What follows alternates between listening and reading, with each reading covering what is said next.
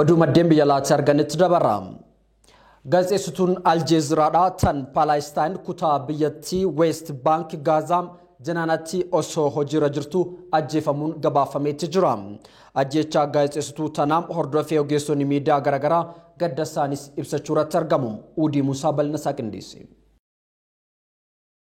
Shireen Abu Aklam gaazexeessituu beekamtuun Aljaziiraadhaa tan Palestaan hojii isiitirra osoo jirtum West Bank Gaazaa janiinittim humnoota Israa'eliin ajjeefamuun isiidhaa himamaa kan jiru yoo ta'u,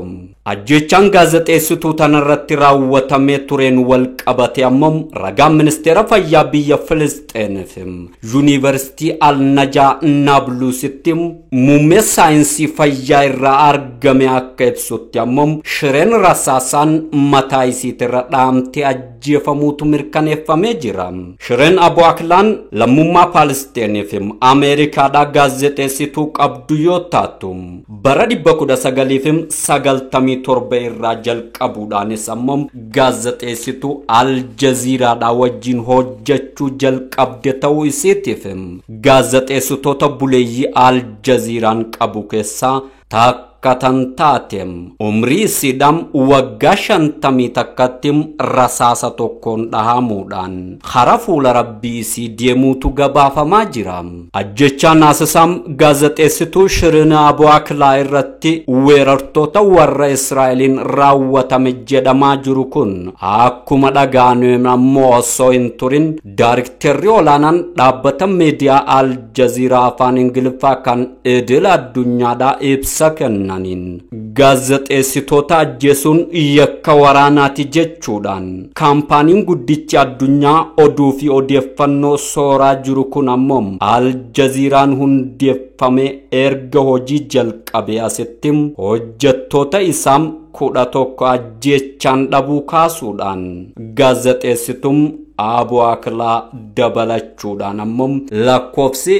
gaazexeessitootaa dhaabbanni miidiyaa addunyaa guddaan Aljaziiraan dhabe dabaluu isaa kaasuudhaan addunyaan ammoo ajjechaa diilalleessaa gaazexeessitoota irratti raawwatamaa jiru kana irratti waa jechuu akka qabu dubbate. Ajjecha hamam gaazexeessituu Aljaziiraa tan Palestaan irratti raawwatame jedhamaa jiru kan hordofuudhaan dhaabbileen miidiyaa ogeeyyiin miidiyaadhaan gaazexeessitootaaf dhaabbileen mirga gaazexeessitootaatiif falman hedduun isaanii akkasumas ammoo Amnesty International fi Human Rights Watch ambaasaaddarootaaf aangoonni addunyaa kan biyyoota garaagaraa gadda itti dhagahame ibsachaa kan jiran yoo ta'u, ogeeyyiin ammoo sadarkaa idil addunyaatti sagalee isaanii dhageessisataati jiru. Gaazexeessaan Aljaziiraadhaan kan biraa kan yeroo sanitti gaazexeessituu ajjeefamtee wajjin tureef haleellaa warra Israa'elaanotaatiin irratti raawwatame jala rabbiin lubbuu isaa hambise. Gaazexeessaan Ali Al-Samoodi jedhamu rasaasa dura isaanitti dhukaafamee tureen inni dhahamee turuu ibsuudhaan waayilli hojii isaa ammoo Shireen Abu Aklaan rasaasa lammaffaa isaan irratti dhukaafameen akka ajjeefamte gadda guddaadhaan miidiyaadhaaf ibse. Gamtaan gaazexeessitoota idil addunyaatiif federeeshiniin gaazexeessitoota sadarkaa idil addunyaa Ingiliz London irraa ibsa miidiyaaleef kenneen ammoo gocha ajjechaa suukanneessaa gaazexeessituu Aljaziiraa kana irratti raawwatamee jiruun wal qabachuudhaan qorannoo walabaa taasifamuu akka qabuuf yakkamtoonni ammoo ajjechaa kana raawwatan mana murtii idil addunyaatti dhiyaachuu akka qaban gaafataniiti jiru. Ajjechuma kana ilaalchisuudhaan ambaasaaddarri Ameerikaa kan biyya Israa'el Tom Need ajjechaan gaazexeessituun Shireen Abu Aklaa irratti raawwatame ilaalchisuudhaan ergaa gama fuula Tiwiitara isaaniitiin barreessaniin ammoo gaddi guddaan isaanitti dhagahamuu ibsuudhaan qorannoon walabaa ta'ee adeemsifamuudhaan qaamni ajjechaan badaa kana raawwate ammoo itti gaafatamummaa fudhachuu qaba jedhanii kan jiran yoo ta'u, Amnesty International ammoo gama isaatiin ibsa baaseen ajjechaan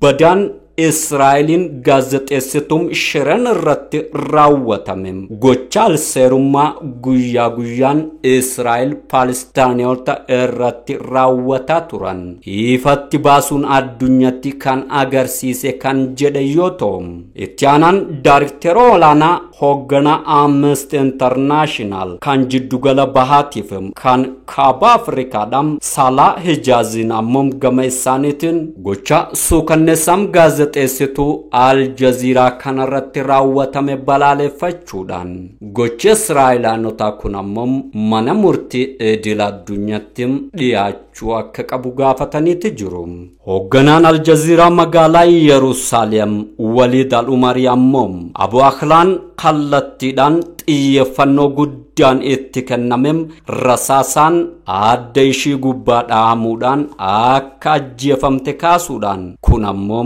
wanta satee miti jedhani. Gamtaan Awurooppaatis ammoo majjecha kan ilaalchisuun ergaa toora Tiwiitaraa isaa irratti barreessee jiruun gadda guddaa itti dhaga'ame ibsachuudhaan yakki fokkotaan kun qaama bilisaateen qoratamuu akka qabuuf nageenyi gaazexeessitootaam yeroo hojii isaanii hojjetanitti eeggamuu akka qabu kaasaniiti jiru. Ibsi ajjecha gaazexeessituu Shiren Abu Aklaa ilaalchisuudhaan sadarkaa idil addunyaatti qaama garaagaraatiin kennamaa jiru ittuma fufuudhaan gareen Hamaas ammoo gama isaatiin ajjecha kanaan yakka waraanaa haarawaa warri Israa'el raawwatan kan jedhe yoo ta'u muummichi ministeera Palestaan Khalid Jarrar ammoo Abu Aklaan sagalee Palestaanotaa ta'uu yaadachiisuudhaan sagaleen teenyatuun ammoo koloneeffattootaaf weerartoota warra Israa'eliin nu jalaa dhaamteeti jirti kan jedhan yeroo ta'u ginni isaanii ammoo muummichi ministeera warra Israa'el Naftali Benetim Abu Aklaan hidhattoota warra Palestaan irraa dhukaasetti dhukaafamen akka ajjeefamte dubbachuudhaan ajjecha kanaaf ammoo humna warra Palestaan kan yeroo sanitti naannichatti dhukaasa baneetu itti gaafatamummaa fudhachuu qaba jedheeti jira. Gama biraatiin ammoo Umar Shaakir Daarektarri Liigii Mirga Namummaa Israa'elii fi Palestaan ajjechaan Israa'elaanotaan Abu Aklaa irratti raawwatame waan addaatii miti jechuudhaan ajjechaan humni Israa'elaanotaan amma gaazexeessituu tanarratti raawwatan ammoo gocha duguggaa lammiiwwan Palestaan irratti raawwatamaa ture ifatti kan baase jedhaniiti jiru. Egaan ajjecham gaazexeessituu tanarratti raawwatame hordofuudhaan dhaabbileen gurguddoon idil addunyaam qorannoon walabaa akka taasifamu erga gaafachaa turaniin booda mootummaan Israa'el ammoo qorannoo walabaa kana keessatti inni hirmaadha jechuun isaa mootummaa Palestaan aarsuudhaan dubbi himaan mootummaa warra Palestaan Ibrahim Milhem qaamni yakka ajjechaa suukanneessaa akkanaatiin shakkame yoomiyyuu taanaan qorannoo walabaa taasifamu irratti qooda fudhachuu hin danda'u jechuudhaan harki warra Israa'el qorannoo kana keessa gonkuma akka seenuu hin dandeenyeefim akka hin ayyamamneef jala sararuudhaan itti himeeti jira. Yeroo kanatti ammoo Gaazaam West Bank Jenin naannoo gaazexeessituun Al Jazeera beekamtuun kun itti ajjeefamte irraa jalqabuudhaan guutummaa kutaa West Bank keessatti jechuun haala nama dandeessisu irratti sirni geggeessaatiifim sirni awwaalchaam akkasumas ammoo sirni gadda ibsachuudhaan lammiiwwan Palestaaniifim deeggartoota akkasumas ammoo jaalattoota Abu Aklaatiin adeemsifamaa kan jiru yoo ta'u dhaabbileen miidiyaa idil addunyaa hedduun falmitoonni mirga dhala namaa aktivistoonni ogeeyyii miidiyaa gaazexeessitoonni aangoonni mootummaatiif dhaabbileen mirga namoomaatiif falman kan garagaraa ammoo istiidiyoo Al Jazeeraadhaan kan gaazatti argamu qaamaan deemuudhaan gadda isaanitti dhaga'ame ibsachaa akka jiran gaazexeessitoonni Al Jazeeraa kan naannicharraa dhimmicha hordofuun addunyaaf gabaasaa jiran ifoomsaati jiru. Egaan nutis abuu aklaadhaan fuulli rabbii keetii sitti haa tolu jennaanim gaazexeessummaan yakkaa miti.